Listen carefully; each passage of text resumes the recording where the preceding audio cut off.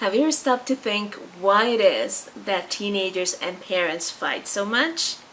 I have some ideas that I'd like to share with you. I'm Marcy Amaro, and I'm here to give you the strategies and tools to help design a family that is set for success.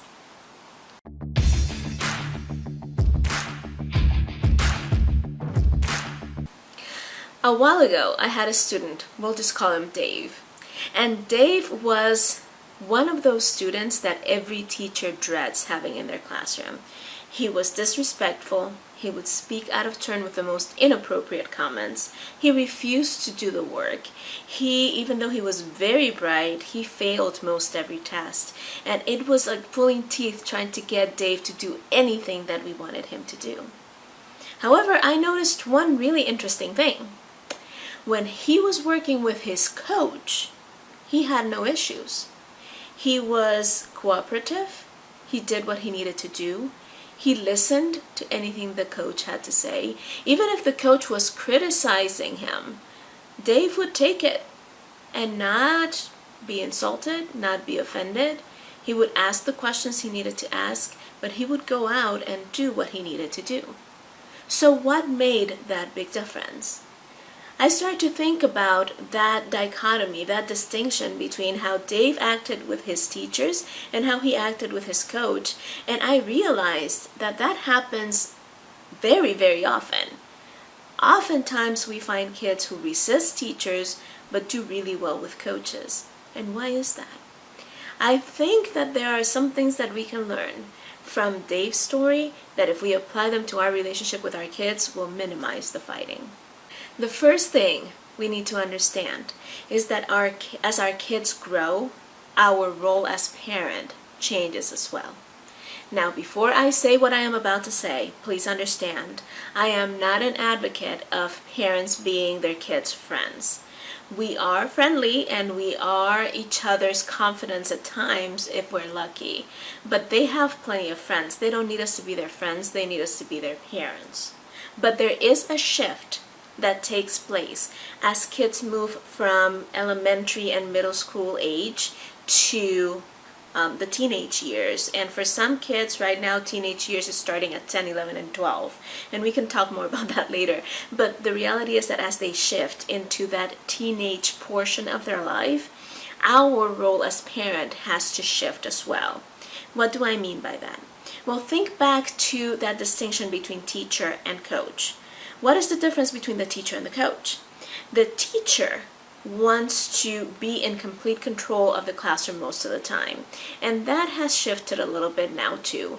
But a lot of teachers still want a classroom environment in which they are in control. They dictate what happens when. They have all the structures in place. They have all the right answers. And they are the ones who know. They are this authority that is up there and the kid is down here and never the twain shall meet, right? It's like this gap between where the teacher is and where the kid is. And again, that is shifting a lot, but there's still this expectation that the kid is a kid, the teacher is a teacher, there's a respect, there's nothing that connects them emotionally a lot of the time. But the coach, even though they are authority and even though they are respected, they give kids room for testing things out, for figuring out the best way to do certain things. They give them a little bit more space to be more relaxed and be more themselves. They are authority, but they also rely on other kids helping out and other kids being mentors and tutors to each other. And they create this space in which everybody collaborates in the process of getting to the goal. So when we think about parenting, in the first few years, we are so concerned with their safety. They don't know how to keep themselves safe. And in the process, we're also wanting to give them the tools that they need so they can grow.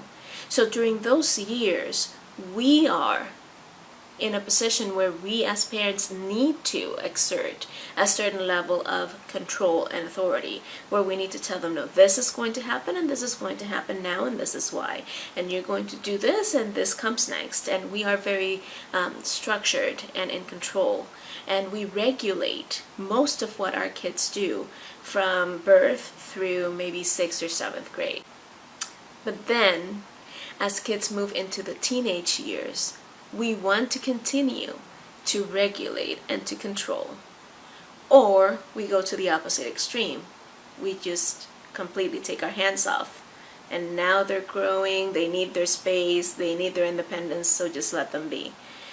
What we should be aiming to do in our role as parents of teenagers is be more like that coach, where we are available, where we are helping them figure out the best course of action, but ultimately letting them, in most instances, figure out what that final decision for what to do is.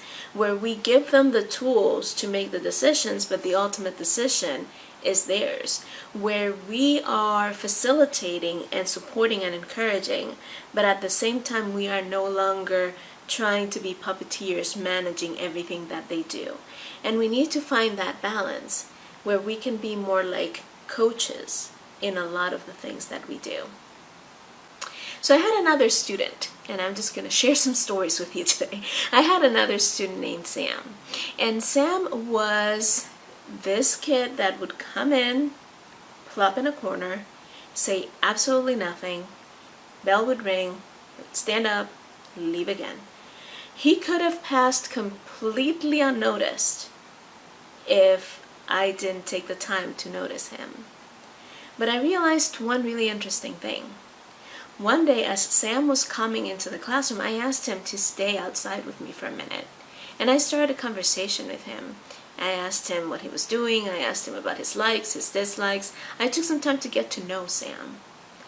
The next day, as he came in, instead of sitting in the back, he sat a couple of rows forward. And that day, he actually gave one answer in class. So as I paid attention to Sam, Sam started shifting the way he behaved. Now, it's not always that easy and not always that instantaneous. But the second reason why a lot of kids fight with their parents is because they feel they no longer get any attention.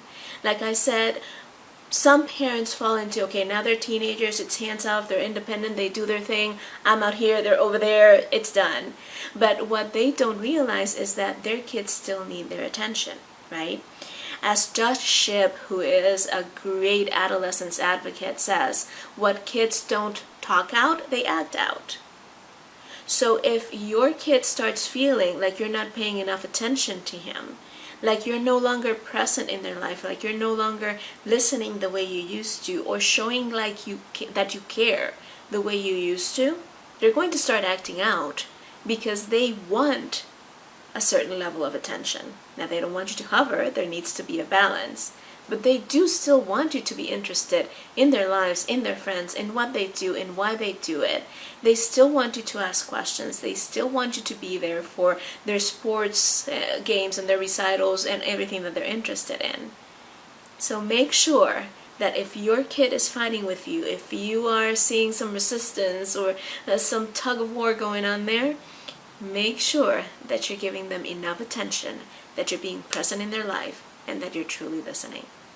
Before we wrap this up, I want to remind you to please subscribe.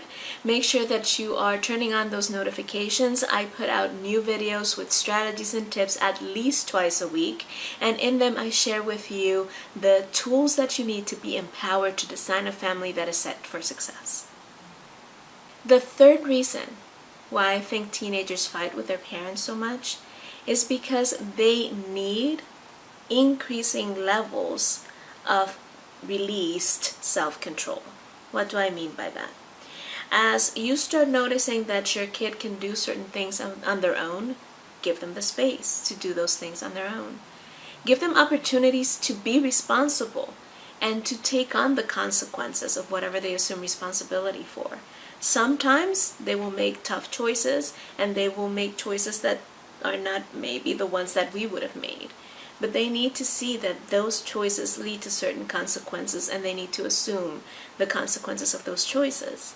Give them opportunities to be responsible for themselves and for what they need to do, while still letting them know that you will be there for them if they need you. That's the only way to expand and build trust, is to give opportunities where they can show you they're trustworthy. So it's a little bit paradoxical for parents to expect their teens to mature and to do things in a grown-up way but at the same time not give them opportunities to act in grown-up ways. So we need to start trusting the tools we have given them, how much they've grown. We need to observe what things they excel at and what things they're still needing help in, and little by little give them opportunities to show you that they can be responsible, that you can trust them, and that they can assume the responsibilities for their decisions. In summary then, why do teenagers fight with parents? Well, there are three main things that we need to consider. First, are you adjusting your role as a parent in keeping with your teen's growth and your teen's development? Are you recognizing and respecting the fact that your teen has shifted and that you need to shift a little bit too? Number two, are you still being present? Are you still giving your kid the attention that he or she needs and craves and desires, even if they can't verbalize it? And finally, are you giving them opportunities to increase their level of self-control? Are you giving them opportunities to show that they can be responsible and that they are trustworthy? I'm Marcia Amaro. I hope you have found value in this as my light goes out.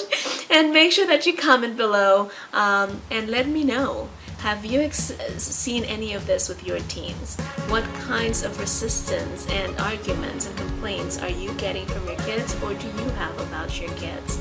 And make sure to tune in for my new videos at least twice a week. Subscribe, ring the notification bell, and I'll see you in the next one.